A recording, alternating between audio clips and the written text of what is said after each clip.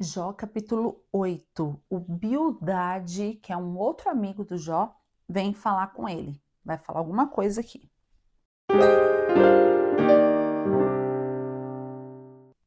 Então Bildade de Suá respondeu: Até quando você vai falar desse modo?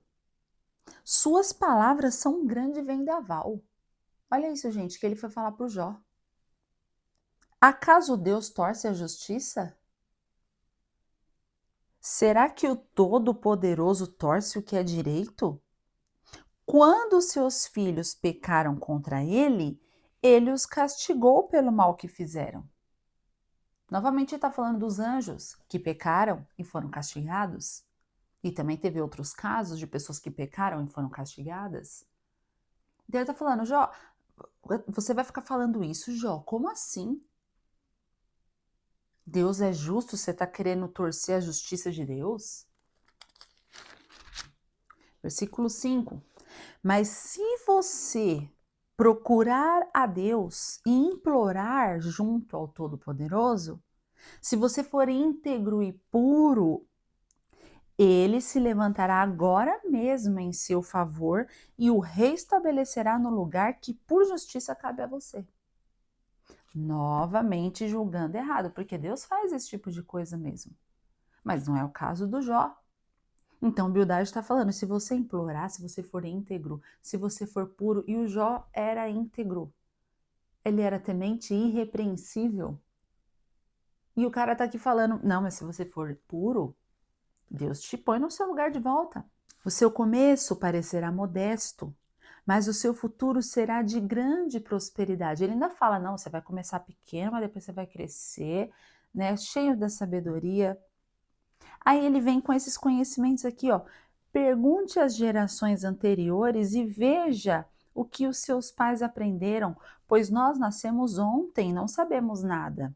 Nós somos jovens. Pergunta para os mais antigos. Nossos dias na terra não passam de uma sombra. Acaso eles não o instruirão, não lhe falarão, não proferirão palavras vindas do entendimento? Poderá o papiro crescer senão no pântano, sem água cresce o junco? Mal cresce e antes de ser colhido seca-se, mais depressa do que qualquer grama. Esse é o destino de todo que se esquece de Deus. Então ele está falando, Jó, quem se dá mal na vida é quem esqueceu de Deus. Você com certeza esqueceu, entendeu? Essa aqui, ou seja, o Bildade fala uma coisa que não ajudou em nada. Ele está falando mais ou menos a mesma coisa que o Elifaz disse, mas agora com as palavras dele.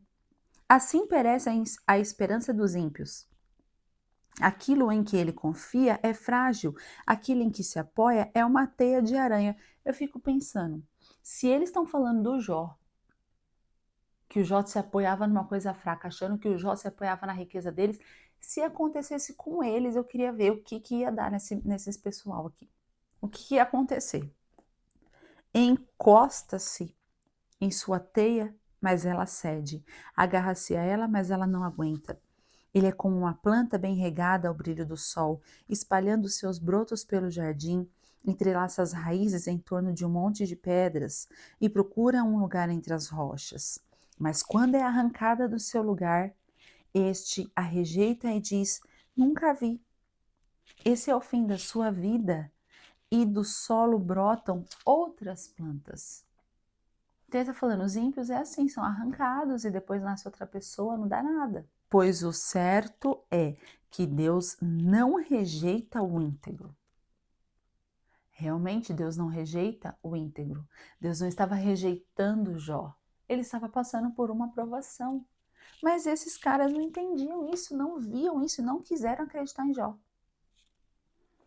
E não fortalece as mãos dos que fazem o mal, mas quanto a você, ele encherá de riso sua boca e de brados de alegria os seus lábios. Seus inimigos se vestirão de vergonha e as tendas dos ímpios não mais existirão.